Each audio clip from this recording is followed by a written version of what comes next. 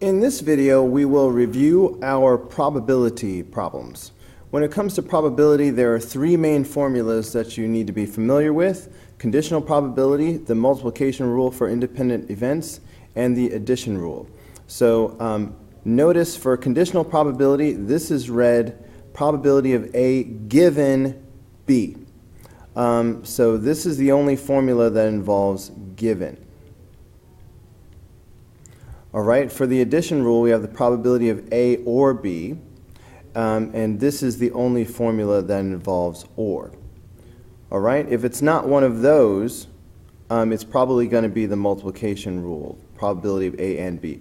Don't forget, A and B can be written like this,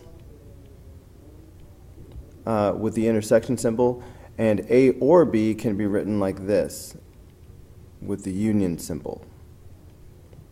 Okay, so looking back at this particular problem, there are 12 cards in a bag, 3 red, 4 green, and 5 yellow. 2 cards are drawn, one after the other, without replacement, meaning without putting any cards back. What is the probability of getting a green card both times? So the probability of two things happening will be handled this way.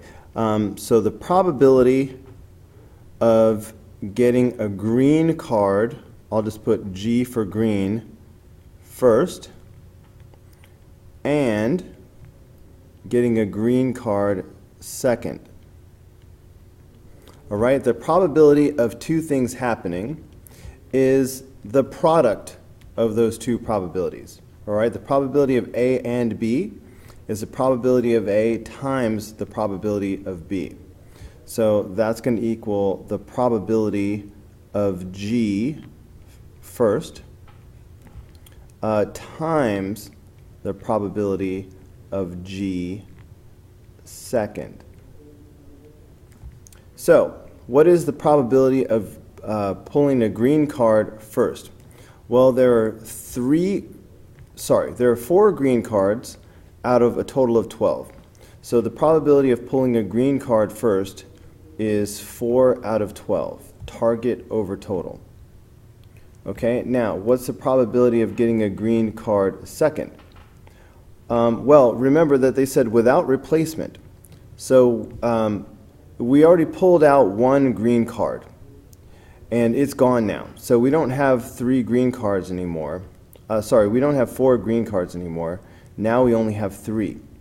So as we reach back into the box or the bag or whatever, the bag, now there are 3 green cards.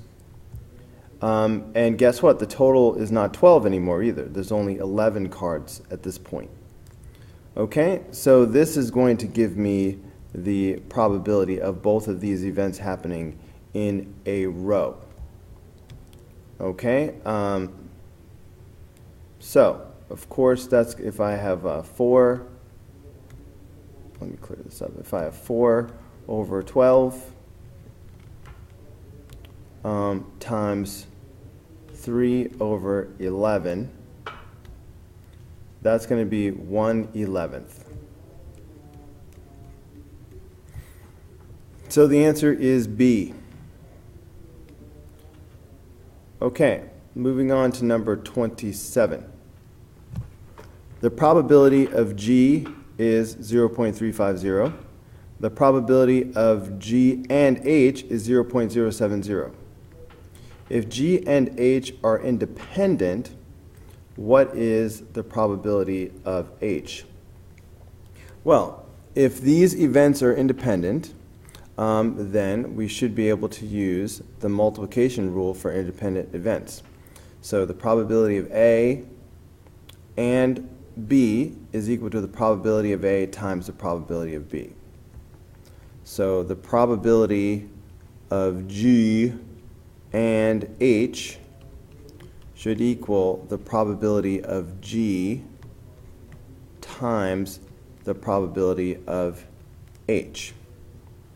All right, now the probability of G and H, they told us that was a 0.070. Okay, the probability of G is 0.350. Okay, and this is times the probability of H. So if I want to find out what the probability of H is, all I have to do is divide both sides by 0.350. All right, that will cancel these out, leaving the probability of H by itself.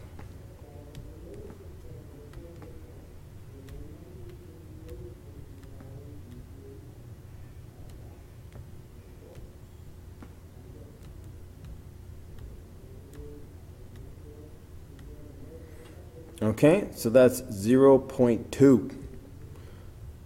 All right, so the answer is going to be B. All right, how about that number 28? Look at that. What is the probability of M or R? Okay, look. All right, this is or. Or is more. All right, when we do the probability of something or something, we just wind up including everything that's in M, also everything that's in R. So the probability of M or R would be like this. It's just all of this. Okay? I like to say when I'm doing an OR problem, I just use one color. I highlight M, I highlight R, and I just keep it all. When I do an AND problem, then I'm looking for the overlap. If this had been AND, I would have just chosen 7. But instead, this is going to be, let's see, that's 20, 38. Okay, so it must be 38 over 49. All right, this is the only one that has 38 in it. But it does say probability. Remember, probability is always target over total. All right, so what I just highlighted was the target. That's 38. For the total, you have to add in the 11, okay, because that's the universe. And that's where the 49 is coming from. Anyway, let's move on to number 29. Use a two-way table in the right column to answer the rest of the questions on this page. So there's our two-way table. What percentage of people did not vote for Davis? Okay. So here are the people that voted for Davis. So let's just ignore that column. Okay, so the people that did not vote for Davis, everybody else. Okay, these are the people that did not vote for Davis. Okay, so that's going to be 79. So that's 79 people out of a total of 120 people. Okay, this will lead me to the percentage of people that did not vote for Davis. Okay, so what is that? 79 divided by 120. That's this. Okay, so moving the decimal point twice, I have 65.8. All right, so that's going to be D. For number 30, what's the probability that a randomly selected female voted for Smith? Okay, so we're only talking about females. All right, so when we do probability, we're doing target over total.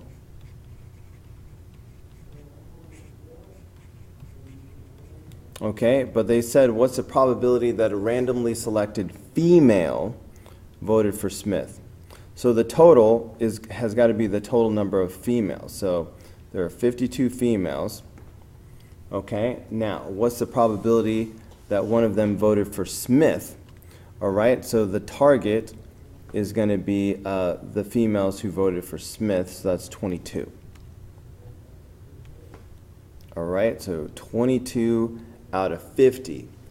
That's going to give us the proportion of women who voted for Smith. Okay, and now I see that my answers are written in decimals this time, so I don't need to multiply by 100. So I'll just do 22 divided by 52. And that gives me this, so 0.423. So the answer is C.